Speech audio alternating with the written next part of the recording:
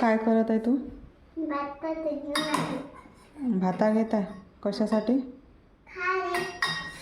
खायला. तुला तर मगाशी म्हटलं जेवण कर, तर तू नाही म्हणे. तूप नाही येते डब्यात. तूप नाही येते डब्यात.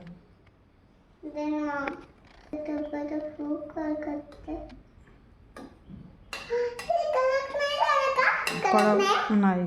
घे लवकर.